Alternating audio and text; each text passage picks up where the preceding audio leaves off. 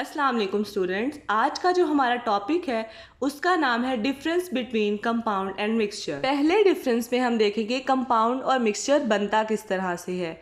तो कंपाउंड किस तरह बनता है कि जब भी हमारे पास डिफरेंट टाइप ऑफ एटम्स या सेम टाइप ऑफ एटम्स यानी कि एलिमेंट्स आपस में केमिकली कंबाइंड होते हैं तो वो हमारे पास कंपाउंड बना देते हैं। और मिक्सचर में हमारे पास सिंपली क्या होता है कि डिफरेंट सब्सटेंसेस होते हैं, उसको हम मिक्स करते हैं तो हमारे पास एक मिक्सचर बन जाता है। फॉर एग्जाम्पल पहले हम कंपाउंड की एग्जाम्पल देखते हैं कि जब हमारे पास दो हाइड्रोजन एटम एक ऑक्सीजन एटम से मिलते हैं तो एक न्यू कंपाउंड बना देते हैं जिसका नाम है वाटर। इसमें हमारे पास क्या हुआ, डिफरेंट एलिमेंट्स कंबाइन हुए, इन्होंने केमिकल रिएक्शन किया और एक नया कंपाउंड वाटर बना। तो हम कह सकते हैं कि जिसमें भी केमिकल रिएक्शन होता है कि हमारे पास उसमें एलिमेंट्स या एटम्स जो होते हैं वो केमिकली कंबाइंड होते हैं और एक न्यू कंपाउंड बनाते हैं। नेक्स्ट हमारे पास मिक्सचर की एग्जांपल है कि मिक्सचर किस तरह से बनता है। यहाँ पे एक ग्लास ऑफ वाटर है, उसके साथ शुगर रखी हुई है कि जब हम शुगर को एक पानी के ग्लास में डिज़ोल्व करते हैं या नमक को पानी के ग्लास में डिज़ोल्व करते हैं तो इस तरह से हमारे पास एक मिक्सचर बन जाता है। सेकेंड डिफरेंस में ये बताया है कि जब भी एक कंपाउंड हमारे पास बनता है, कंपाउंड कैसे बनता है कि जब दो हमारे पास एटम या दो एलिमेंट्स आपस में केमिकली कंबाइंड होते हैं, उनके दरमियान एक केमिकल रिएक्शन होता है। तो जब वो दो एटम्स इंडिविजुअली होते हैं उनकी प्रॉपर्टीज़ और होती हैं, लेकिन जब वो एक न्यू सब्सटेंस बनता है तो उनकी जो पहले वाली प्रॉपर्टीज़ होती हैं वो ख़त्म हो जाती हैं। जो न्यू सब्सटेंस बनता है उसकी एक डिफरेंट प्रॉपर्टी होती है। पुराने वाले जो एटम्स या एलिमेंट्स होते हैं वो अपनी प्रॉपर्टीज़ को खो देते हैं, जब वो एक नया सब्सटेंस बनाते हैं तो उस सब्सटेंस की प्रॉपर्टी काउंट होती है, पुरानी वाली प्रॉपर्टीज उनकी फिर ख़त्म हो जाती हैं। जबकि मिक्सचर में ऐसा नहीं होता। मिक्सचर हमेशा दो या दो से ज़्यादा चीज़ों से मिलके बनता है। तो जब एक मिक्सचर बन जाता है उसमें जितने भी कॉन्स्टिट्यूएंट होते हैं या जिन जिन चीज़ों से मिलके मिक्सचर बनता है तो उनकी प्रॉपर्टीज़ फिर भी सेम रहती हैं। वो पहले भी सेम थी लेकिन जब वो आपस में मिलके मिक्सचर बनाती हैं तब भी उनकी प्रॉपर्टीज़ वही ही रहती हैं। अब इसके एग्जाम्पल की तरफ चलते हैं कि हाइड्रोजन और ऑक्सीजन एटम जब केमिकली कंबाइंड होते हैं, केमिकल रिएक्शन होता है तो हमारे पास वाटर एक न्यू कंपाउंड बनता है। तो इसमें हाइड्रोजन और ऑक्सीजन ये दोनों गैसेस हैं, इनकी डिफरेंट प्रॉपर्टीज़ हैं, लेकिन जब एक नया कंपाउंड बन गया वाटर तो वाटर हमारे पास लिक्विड है और उसकी डिफरेंट प्रॉपर्टीज़ होती हैं। तो हाइड्रोजन और ऑक्सीजन की क्या अपनी प्रॉपर्टीज़ ख़त्म हो जाती हैं। अब वाटर हमारे पास एक न्यू सब्सटेंस बन गया है तो उसकी प्रॉपर्टीज़ काउंट होंगी। और इसी तरह से अगर मिक्सचर की एग्जांपल देखी जाए तो मैंने एक गिलास पानी के अंदर कुछ पत्थर डाल दिए हैं तो ये हमारे पास एक मिक्सचर बन गया है। तो वाटर की प्रॉपर्टीज़ भी वही रहेंगी और जो पत्थर की प्रॉपर्टीज़ है वो भी वही ही रहेंगी। तो मिक्सचर में कुछ भी चेंज नहीं होगा, प्रॉपर्टीज़ सेम रहेंगी। थर्ड डिफरेंस है कि कंपाउंड की हमेशा फिक्स्ड कंपोजिशन होती है जबकि मिक्सचर की फिक्स्ड कंपोजिशन नहीं होती। फॉर एग्जांपल पहले हम कंपाउंड की एग्जांपल देखते हैं। हाइड्रोजन और ऑक्सीजन के रिएक्ट करने से हमारे पास वाटर बनता है। तो हमें पता है कि दो हाइड्रोजन एटम होते हैं और एक ऑक्सीजन एटम के मिलने से ही वाटर बनता है। ये एक यूनिवर्सल बात है, आप कहीं भी वाटर का फॉर्मूला पूछेंगे तो उसकी ये फिक्स्ड कंपोजिशन ही रहेगी। और बाय मैस का मतलब ये है कि इसका मैस, हाइड्रोजन 2 है तो इसका मैस होगा 2 और ऑक्सीजन का 16। तो ओवरऑल देखा जाए तो वाटर का जो मैस होता है वो 18 होता है। तो आप कहीं भी वाटर का मैस देखेंगे तो वो 18 ही होगा।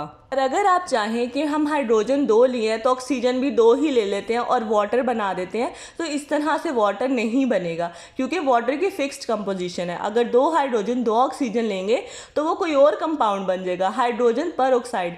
इसलिए कंपाउंड की हमेशा फिक्स्ड कंपोजिशन होती है। अगर उसकी कंपोजिशन को चेंज कर देंगे तो वो कंपाउंड भी चेंज हो जाएगा। और अगर हम मिक्सचर के एग्जांपल देखें तो इसमें कभी भी फिक्स्ड कंपोजिशन नहीं होती। लेट्स सपोज मेरे पास 5 स्टूडेंट्स हैं, उनसे मैं कहूँ कि ऑयल और वाटर का एक मिक्सचर बना दें। पांचों स्टूडेंट्स जो हैं वो अपनी मर्जी से वाटर ऐड करेंगे और साथ ऑयल ऐड करके मिक्सचर बना देंगे। अब पांचों की जो क्वांटिटी थी, उनकी जो कंपोजिशन थी ऑयल की या वाटर की, वो सेम नहीं होगी, लेकिन फिर भी उनका मिक्सचर बन जाएगा। इसलिए मिक्सचर के लिए कंपोजिशन फिक्स्ड नहीं होती। अब चौथा डिफरेंस ये है कि जब भी हमारे पास एटम केमिकली कंबाइंड होके एक न्यू कंपाउंड बनाते हैं तो उस न्यू कंपाउंड को हम किसी भी फिजिकल मेथड से सेपरेट नहीं कर सकते। अगर मिक्सचर की बात की जाए, जब हमारे पास डिफरेंट सब्सटेंसेस मिलके मिक्सचर बनाते हैं तो हम उस मिक्सचर को डिफरेंट फिजिकल मेथड से सेपरेट कर सकते हैं। पहले कंपाउंड की एग्जांपल देखें कि जब हाइड्रोजन और ऑक्सीजन के रिएक्ट करने से वाटर बन जाता है तो अब हम वाटर को किसी भी फिजिकल मेथड से सेपरेट नहीं कर सकते। वाटर बन गया, इसको किसी सूरत भी तोड़ के हम वापस हाइड्रोजन और ऑक्सीजन में कन्वर्ट नहीं कर सकते। और अगर मिक्सचर की बात की जाए तो मिक्सचर को हम लोग सेपरेट कर सकते हैं। एक ग्लास में डिफरेंट स्टोन्स हैं, इसको हम फिल्ट्रेशन के थ्रू अलग कर सकते हैं। पांचवा डिफरेंस ये है कि कंपाउंड का हमेशा एक केमिकल फॉर्मूला होता है जिससे उसको रिप्रेजेंट करते हैं, जबकि मिक्सचर के केस में ऐसा नहीं होता। मिक्सचर हमेशा दो या दो से ज़्यादा कंपोनेंट से मिलके बनता है, लेकिन इसका कोई भी केमिकल फॉर्मूला नहीं होता। फॉर एग्जाम्पल यहाँ पे डिफरेंट कंपाउंड्स लिखे हुए हैं, water, ammonia, sodium chloride, potassium chloride, carbon dioxide, और इसके अलावा जितने भी हमारे पास कंपाउंड्स होते हैं उनका एक केमिकल फॉर्मूला होता है। और अगर मिक्सचर के एग्जाम्पल देखी जाए तो यहाँ डिफरेंट एग्जाम्पल्स बनाई हुई हैं, इनमें से किसी का भी केमिकल फॉर्मूला नहीं है। मिक्सचर का केमिकल फॉर्मूला नहीं होता। छठा डिफरेंस ये है कि कंपाउंड की हमेशा होमोजीनियस कंपोजिशन होती है, जबकि मिक्सचर की होमोजीनियस और हेट्रोजीनियस दोनों तरह की कंपोजिशन होती है। अब होमोजीनियस क्या होता है? कोई भी ऐसी चीज़ जब वो दो या दो से ज़्यादा चीज़ों के मिलने से या रिएक्ट करने से बनती है और उसके पार्टिकल्स हमें आम आँख से नज़र नहीं आते, उसको हम कहते हैं होमोजीनियस। और हेट्रोजीनियस का मतलब ये है कि जब भी हमारे पास दो या दो से ज़्यादा चीज़ें मिलके एक नई चीज़ बनाते हैं तो वो जो नई चीज़ हमारे पास बनी है वो किन किन चीज़ों से मिलके बनी है, उन सब चीज़ों के पार्टिकल्स हम अपनी आँख से देख सकते हैं। फॉर एग्जाम्पल पहले कंपाउंड की एग्जाम्पल देखते हैं कि हमारे पास हाइड्रोजन और ऑक्सीजन के रिएक्ट करने से वाटर बना है। तो अब ये वाटर होमोजीनियस कंपोजिशन है, इसमें हम हाइड्रोजन और ऑक्सीजन को अलग अलग से नहीं देख सकते क्योंकि वाटर की होमोजीनियस कंपोजिशन है। और अगर मिक्सचर की बात की जाए तो इसमें होमोजीनियस और हेट्रोजीनियस दोनों तरह की कंपोजिशंस होती हैं। पहले मैं आपको एक होमोजीनियस की एग्जाम्पल बता दूं, एयर हमारे पास different gases like oxygen, nitrogen, hydrogen और डिफरेंट गैसेस से मिलके बनती है, लेकिन एयर में हमें उन गैसेस के पार्टिकल्स नज़र नहीं आ रहे होते, इसलिए वो होमोजीनियस मिक्सचर है। अब आपके जहन में एक क्वेश्चन ये भी अराइज हो सकता है कि होमोजीनियस कंपोजिशन का कंपाउंड और मिक्सचर में क्या डिफरेंस है। कंपाउंड में हमेशा जो केमिकली रिएक्ट करके चीज़ें कंबाइन होती हैं, जैसे हाइड्रोजन और वाटर था, वो केमिकली रिएक्ट कर रहा था, उनकी केमिकल रिएक्शन हो रहा था, तब हमारे पास एक होमोजीनियस मिक्सचर बन रही थी।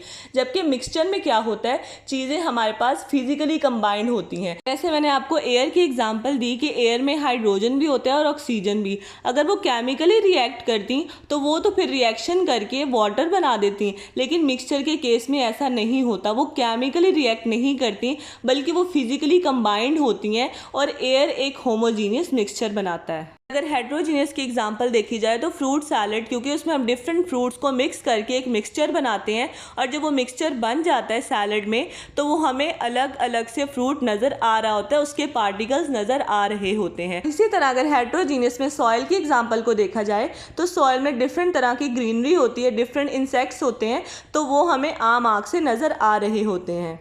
लास्ट डिफरेंस ये है कि कंपाउंड का हमेशा शार्प और फिक्स्ड मेल्टिंग पॉइंट होता है, जबकि मिक्सचर के केस में ऐसा नहीं होता। मिक्सचर का कभी भी शार्प और एक फिक्स्ड मेल्टिंग पॉइंट नहीं होता। तो ये था हमारा आज का लेक्चर। आई होप कि आपको सब समझ आया होगा, लेकिन अगर कुछ समझ नहीं आया तो आप कमेंट करके मुझसे पूछ सकते हैं। वीडियो अच्छी लगी हो तो लाइक कीजिएगा, शेयर कीजिएगा और मेरे चैनल को सब्सक्राइब कीजिएगा।